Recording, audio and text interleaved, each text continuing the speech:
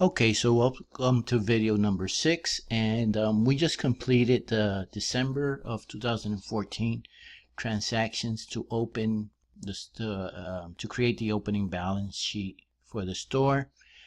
So we've already journalized all the entries, and now it's time to go ahead and follow step number 2, which is simply to post it into the general ledger. And as you can see, I just show the general ledger in T format. As already mentioned, the proper format of a general ledger, you could find it in the book. I also have it here in the overview. I have a picture posted there, so you could look at it. But posting in T format makes it easier for us to see and for us to analyze, and so I've done it here very quickly in T format, and these represents the ledger for December of 2014. So let's start posting, and I'm just going to do it with the equal sign. Cash goes up by 300,000, and common stock receives a credit of 300,000, right? Let's see how the balance sheet starts to evolve. So we have assets of 300,000 and common stock of 300,000. Does asset equal total liability and equity? Yes. So we do have a balance sheet that balances properly. Next step, cash again. Now we have cash of $100,000 for a total of 400,000. We have 400,000 here, and liabilities plus owner equity of 300,000 doesn't balance, right? So something is wrong. Well, we forgot to post the notes payable. Notes payable is a liability, and a liability goes up with a credit. I don't know if I mentioned this already, but in T format, the left-hand side is where we post always the debits, and the right-hand side is where we always post the credits. Okay, so that's important for you to know because it's done universally in accounting.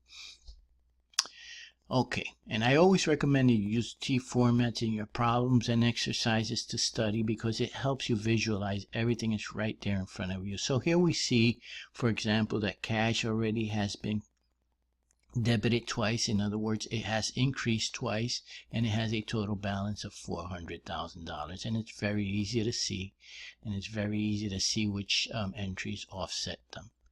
So let's continue. Prepaid rent, that's another asset. So it must be somewhere around here.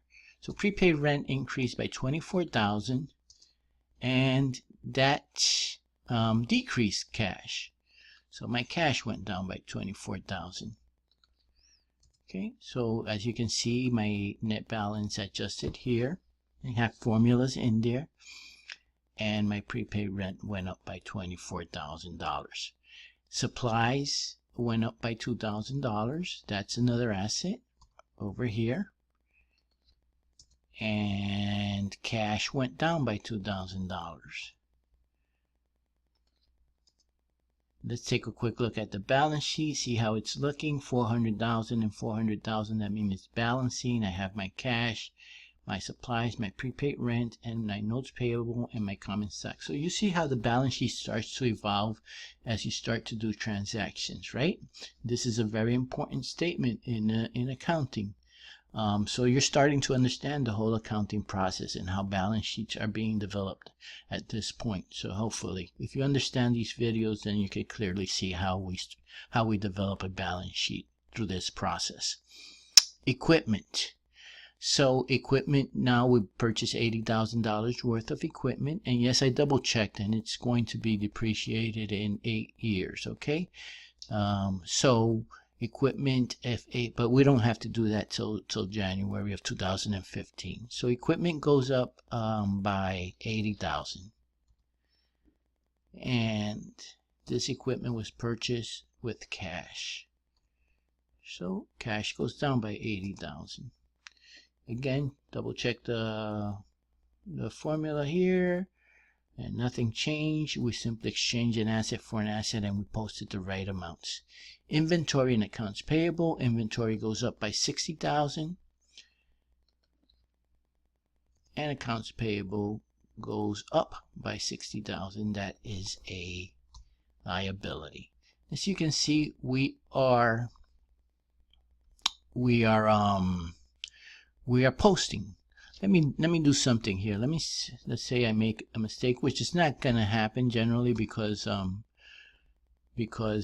these automated systems will probably not permit you to do this. But let's say I did this and I made that mistake and I posted the 60,000 on the debit side instead of the credit side.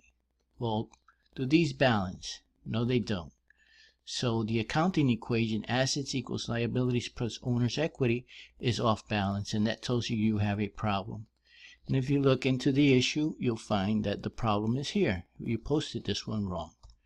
So this one goes on the credit side because liabilities increase with credits. Okay, so now it's in balance, 460 and 460.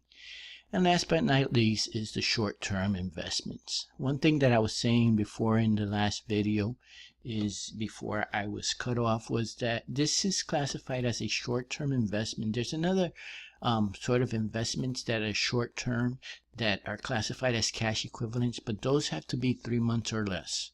Okay, and they have to be highly liquid. This one is 6 months. I did that intentionally because I don't want to confuse it with a cash equivalent. That's just for your knowledge. Let's not go deeper into that. We could revisit that later in another chapter. So short-term investments is in assets, and we have an asset of $50,000, and we pay for this cash. So we are going to reduce our cash balance by $50,000. Okay, so that's it. I did this to establish a beginning balance sheet. This is the beginning balance sheet. Does it balance? Yes, 460 and 460. This is the ending balance sheet as of December 31, 2014. Here I have December of 2014. It really shouldn't say that because balance sheets are for specific dates. So the specific ending period is December 31, 2014. So that's the date that I show. This is what I have on that specific date, on December 31, 2014. So I did this just to establish an opening balance sheet for January of 2015. Well, what's going to be the opening balance sheet into January of 2015? Well, that's pretty easy. It's just going to be the closing balance sheet, right? There's no other entries. There was not a single entry that affected the income statement, so we don't have to worry about closing entries, right? There's no entry that requires an adjusting entry, so we don't have to worry about adjusting entries. We're going to look at those in this next step, which is January of 2015. So in January of 2015, we open up with this balance sheet. And then we have various transactions. And in this case, if you notice here, I have it all in one page. Here I'm going to do it separately. I'm going to do first the journal, and then I'm going to do the ledger. And the reason I do it separately is because there's a lot more transactions here. So, and as you can see, I already put a formula here that linked to my opening balances for January, to my closing balances for December 31. So cash, everything in blue is opening balances for January 1, 2015, which should match what I have here. Okay, so you see that I have $244 in cash. That's my closing balance, December 31, 2014, and this is going to be my opening balance here. Assets and liability balance sheet accounts do not close to zero. They simply roll over from period to period, as opposed to income statement accounts, which after the period ends, we're going to close them to zero, and you'll see how I do that. Okay, so let's get started with the transactions. Again, this video is probably going to cut off midstream through the transactions. Don't worry about it. We'll follow up in the next video. So let's start completing the journal entries here, and let's take a look at the story. Okay, so this is what we're going to be doing here. We're going to be doing the January 2015 transactions. And it says a major corporate customer with credit from NAL purchased $15,000 in candies to be paid within 60 days. The candies were purchased by NAL for $12,000, right? So this is a major corporate customer. Were the candies delivered? Yes, the candies were delivered. So they were earned, right? So and is it likely that you're going to collect? Well, it is a major corporate customer, so yes. So can we book the revenue on this? Yes. So let's take a look at what types of transactions I would have to do for this, what type of entries I would have to do for this transaction. Now, this one is a little bit more complicated from the standpoint that it requires more than two entries. First, you're going to record your, this is January 10, right? So first we're going to record the sales, right? So this entry records the sale, accounts receivable $15,000 because it was purchased on credit, and sales revenue $15,000. So finally we have an entry that hits the income statement account. When we post, we're going to have some income, right? So here's the point. Here's the part where we start recognizing expenses as well. And notice how by the matching principle, you want to match revenues with expenses or expenses with revenue. Well, remember, we purchased inventory, but when we purchased inventory, we simply exchange an asset for an asset. We exchange cash for inventory, right? But now we're selling it, so it's leaving our store and it's going out. So now we can recognize the expense of purchasing that inventory.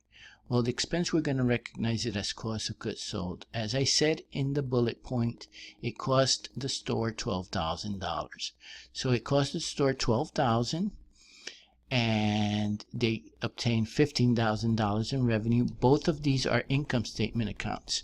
So if I were to close my books right now, well, how much profit will I have? Well, that's very easy to see. $15,000 in revenue minus $12,000 in expenses is $3,000 net income, right? Excluding taxes.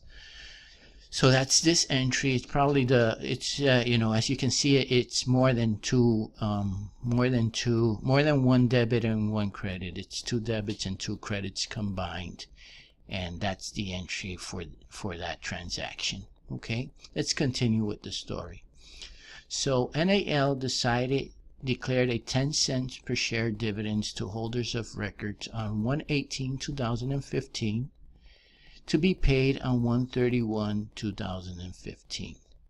So they're going to pay 10 cents per share. They have 300,000 shares outstanding times 10 cents. That means that they're going to give $30,000 to their investors.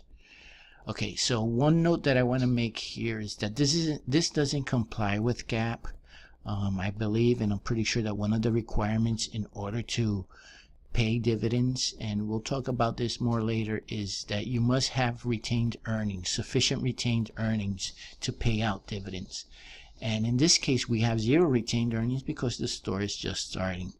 But I did want to give you an example of how of booking a dividend and how it works. So I made an exception. But let's make it clear that this does not comply with GAAP. Ordinarily, a publicly traded company must have retained earnings sufficient if they want to pay dividends. Okay? So this is just a very quick exception because I want to show you how we book for dividends. So let's see what type of journal entry we do here. This is probably going to be the last one for this video. Okay, so we're going to put it into a dividends account for $30,000 in dividends payable because we haven't paid it yet. It's January 10 of $30,000. So we still haven't had a cash outflow. And eventually this account, really, you're never going to see it in the balance sheet account. That's just like a contra account to retained earnings. Eventually you'll close it to retained earnings, and I'll show you that later throughout the process. It's one of the few accounts that we put in the balance sheet that will later close. But usually balance sheet accounts don't close, they roll over. But this is sort of a made-up account where we house the dividends temporarily. So, in order not to close abruptly again, as we've been doing lately, I'm going to stop here and we're going to